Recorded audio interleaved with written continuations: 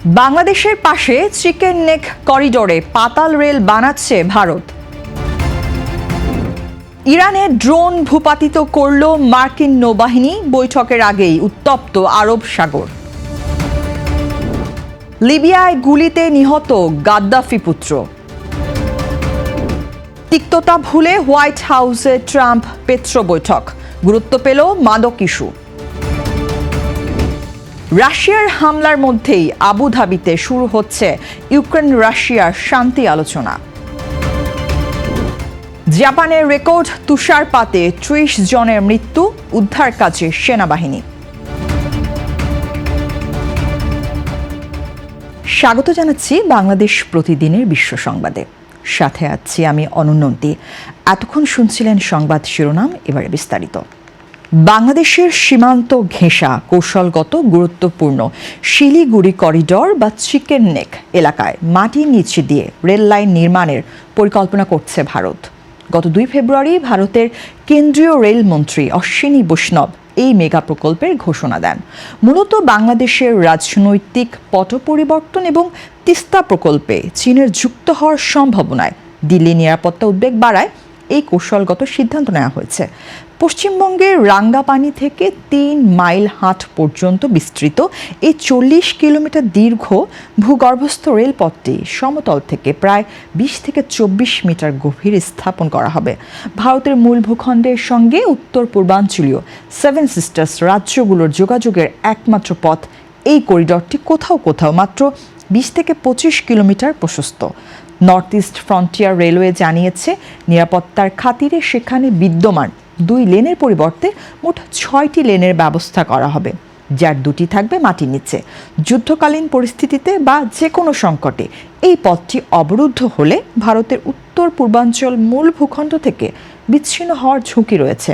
মূলত জরুরি সরবরাহ ও সেনা চলাচল নির্বিঘ্ন রাখতেই এই ভূগর্ভস্থ রেলপথকে ভারতের জন্য অচিলেস হিল বা প্রতিরক্ষা কবচ হিসেবে দেখছেন বিশেষজ্ঞরা।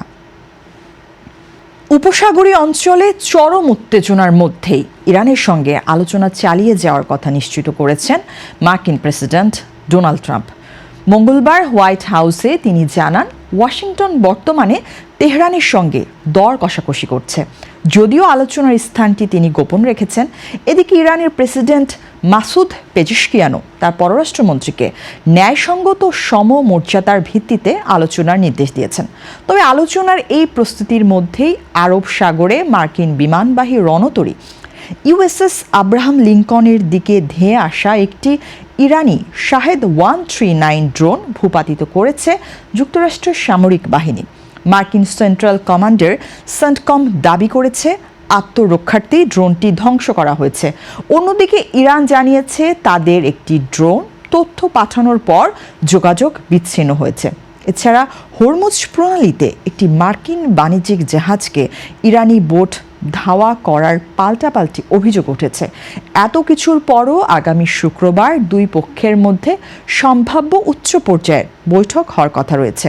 মূলত ইরানের পারমাণবিক কর্মসূচি ও আঞ্চলিক প্রভাব নিয়ে চলমান সংকট নিরসনেই এই কূটনৈতিক তৎপরতা চলছে। লিবিয়ার সাবেক নেতা কর্নেল মুয়াম্মার গাদ্দাফির সবচেয়ে প্রভাবশালী ছেলে সাইফ আল ইসলাম গাদ্দাফি নিহত হয়েছেন। লিবিয়ার নিউজ এজেন্সির বরাত দিয়ে বিবিসি জানায়, গত মঙ্গলবার পশ্চিম লিবিয়ার জিনতান শহরে তাকে গুলি করে হত্যা করা হয়। ২০১১ সালে বাবার পতনের পর এই জিনতান শহরেই দীর্ঘ ৬ বছর কারাবন্দী ছিলেন তিনি এবং পরবর্তী ১ দশক এখানেই অবস্থান করছিলেন। তার রাজনৈতিক দলের প্রধান এবং বোন লিবিয়ান টিভিকে এই মৃত্যুর খবর নিশ্চিত করেছেন। তবে হত্যার কারণ ও নেপথ্যের শক্তি সম্পর্কে এখনও বিস্তারিত জানা যায়নি।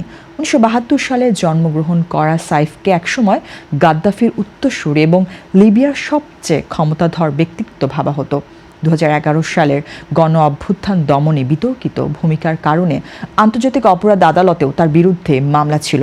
দীর্ঘ বিরতির পর তিনি সম্প্রতি লিবিয়ার রাজনীতিতে আবারও সক্রিয় হওয়ার চেষ্টা করছিলেন।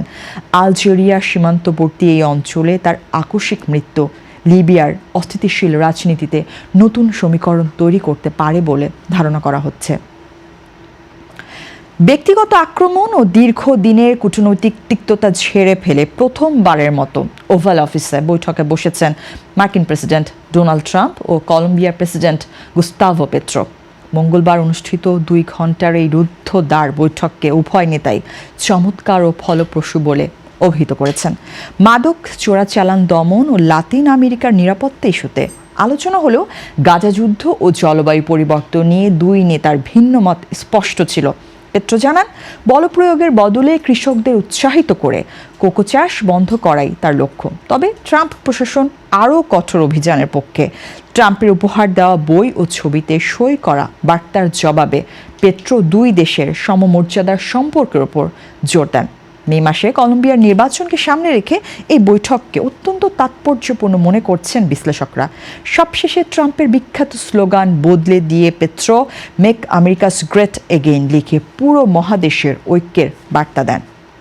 ইউক্রেন যুদ্ধ অবসানের লক্ষ্যে আজ বুধবার সংযুক্ত আরব আমিরাতের আবু ধাবিতে শুরু হচ্ছে ইউক্রেন, রাশিয়া ও যুক্তরাষ্ট্রের উচ্চ পর্যায়ের ত্রিপক্ষীয় বৈঠক। ট্রাম্প প্রশাসনের মধ্যস্থতায় আয়োজিত এই বৈঠকে ইউক্রেনের পক্ষে রুস্তম উমেরভ এবং রাশিয়ার পক্ষে সামরিক গোয়েন্দা প্রধান ইগর কস্তিয়কভ অংশ নিচ্ছেন। তবে আলোচনার ঠিক আগ মুহূর্তে ইউক্রেনের জ্বালানি অবকাঠামোয় রাশিয়ার ব্যাপক ক্ষেপণাস্ত্র হামলার ঘটনায় বৈঠকে নতুন করে অনিশ্চয়তা তৈরি হয়েছে। গতকাল মঙ্গলবার সামাজিক যোগাযোগ মাধ্যমে টেলিগ্রামে পোস্ট করা এক বার্তায় ইউক্রেনের প্রেসিডেন্ট ভলোদিমির জেলেনস্কি দাবি করেছেন, আগের দিন সোমবার ইউক্রেনের 5 অঞ্চলে বিদ্যুৎ উৎপাদন কেন্দ্রগুলো লক্ষ্য করে কমপক্ষে 450টি বিস্ফোরকবাহী ড্রোন এবং 70টি বিভিন্ন পাল্লার ক্ষেপণাস্ত্র ছুড়েছে রাশিয়া বাহিনী। বৈঠকের প্রধান বাধা হয়ে দাঁড়িয়েছে দোনবাস অঞ্চলের নিয়ন্ত্রণ। মস্কো পুরো দোনবাস থেকে সেনা প্রত্যাহারের শর্ত দিলেও কিয়েভ তা সরাসরি প্রত্যাখ্যান করেছে। এছাড়া দখলকৃত 20% ভূখণ্ডের আন্তর্জাতিক স্বীকৃতি চায় রাশিয়া, যা দিতে নারাজ ইউক্রেন। মার্কিন দূত স্টিভ উইটকফ ও জ্যারেড কুশনার এই দীর্ঘস্থায়ী সংঘাত নিরসনে মধ্যস্থতা করছেন। 4 বছরের রক্তক্ষয়ী যুদ্ধ শেষে কোনো চুক্তিতে পৌঁছানো সম্ভব কিনা তা নিয়ে বিশ্বজুড়ে কৌতূহল তুঙ্গে। জাপানের উত্তরাঞ্চল ও উপকূলীয় এলাকায় গত 2 সপ্তাহের রেকর্ড তুষারপাতে অন্তত 30 জনের মৃত্যু হয়েছে। মঙ্গলবার দেশটির সরকারি কর্মকর্তাদের বরাত দিয়ে এএফপি জানায়, গত 20 জানুয়ারি থেকে শুরু হওয়া এই তুষারপাতে প্রাণহানির সংখ্যা ক্রমশ বাড়ছে। সবচেয়ে ক্ষতিগ্রস্ত আওমোরি অঞ্চলে উদ্ধার কাজে সহায়তার জন্য কেন্দ্রীয় সরকার সেনাবাহিনী মোতায়েন করেছে। সেখানে কোনো কোনো এলাকায় 15 ফুট পর্যন্ত তুষার জমে আছে। মঙ্গলবার সকালে এক জরুরি মন্ত্রিসভা বৈঠকে প্রধানমন্ত্রী সানায়ে তাকাইচি প্রাণহানি রোধে মন্ত্রীদের সর্বোচ্চ তৎপর থাকার নির্দেশ দিয়েছেন। নিহতদের মধ্যে 91 বছর বয়সী এক বৃদ্ধাও রয়েছেন, যিনি নিজের বাড়ির ছাদে জমে থাকা তুষার ধসে শ্বাসরুদ্ধ হয়ে মারা যান।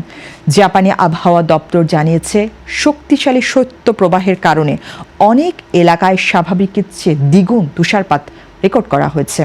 আওমোরির গভর্নর ইচিরো মিয়াশিতা জানান, তুষার সরাতে পরিচ্ছন্নতা কর্মীরা হিমশিম খাচ্ছেন এবং তুষার চাপে ভবন ধসে পড়ার আশঙ্কা রয়েছে। দুর্গম এলাকায় আটকা পড়া বয়স্কদের সহায়তাই এখন উদ্ধার কর্মীদের মূল চ্যালেঞ্জ হয়ে দাঁড়িয়েছে। এই ছিল আজকের বাংলাদেশ প্রতিদিনের বিশ্ব সংবাদ। সবশেষ খবর জানতে চোখ রাখুন বাংলাদেশ প্রতিদিনের ইউটিউব চ্যানেল ও ফেসবুক পেজে। সবাইকে অসংখ্য ধন্যবাদ।